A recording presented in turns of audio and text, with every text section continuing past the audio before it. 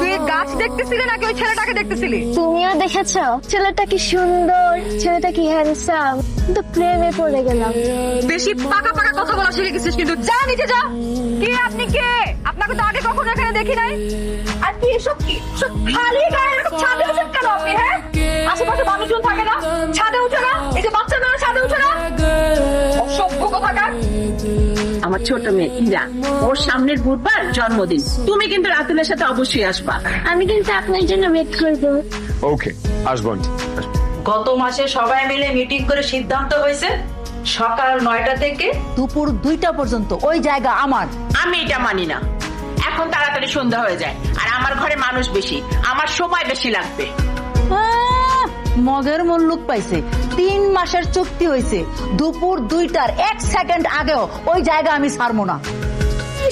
এমন ভাবে কথা বলতেছে যেন এটা তার পৈতৃক সম্পত্তি। ভুলে যাবেন না, ওই জায়গার উপর আপনার যতটুকু অধিকার, আমারও ঠিক ততটুকু অধিকার। ওনারা কি জায়গা জমি নিয়ে কথা বলতেছে না?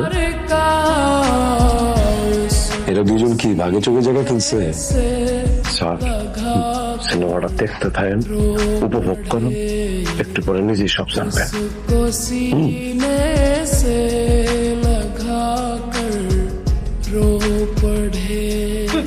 এই যে রামিন আন্টি, শেলি আন্টি, আপনারা দুইজন এই জায়গা নিয়ে যেমনে ঝগড়া করতেছেন, মনে হচ্ছে এটা আপনাদের ব্যক্তিগত সম্পত্তি। এই জায়গার উপরে আপনাদের দুইজনের যেমন অধিকার আছে, মনে রাখবেন আমাদের সবার ঠিক তেমনি অধিকার আছে। আমি এত কিছু বুঝি না, পুরো জায়গাটাই আমার, কোনো ভাগাভাগি হবে না। রাইট, আমার বউ একদম ঠিক কইছে, কোনো ভাগাভাগি হবে না, পুরো জায়গা আমার বউয়ের। কি শুরু করছেন আপনারা? হ্যাঁ, 2 দিন পর পর যে ছাদে কাপড় শুকানোর জায়গা নিয়ে যে সালিশটা বসান কেন? আর কয়দিন চলবে হবে? আর এই যে সবিতা ভাবি, দিনে আপনার কয়টা শাড়ি ধোয়া লাগে? হ্যাঁ মজিদ, এতক্ষণ কি কাপড় শুকানোর জায়গা নিয়ে কথা হইতেছিল? খোদা কসম, একটা বিল্ডিং, তার মধ্যে একটাই ছাদ, এত কাপড়ের জায়গা হয় সেখানে? আপনাদের বারান্দা নাই? বারান্দা একটু কাপড় শুকা দিতে পারেন না?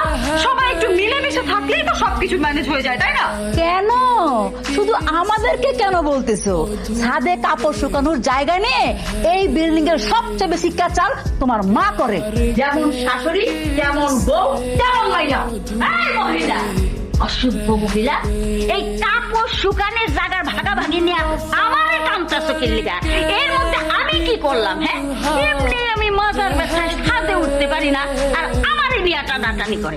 আমার কাছে সমাধান আছে, ওয়েট ওয়েট, আমি বলছি। কি সমাধান? এখন থেকে এবারে একজন ভাড়াটিয়ার কাপড় শুকানোর চাপ আমি নিলাম। কার কার? কার আবার? মিস্টার হৃদয়ের।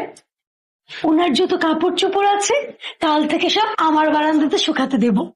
কি বলতেছো জান? ওনার কাপড় কেন আমাদের বানাতে শুকাতে হবে? তাহলে আমারগুলো কোথায় শুকাবো জান?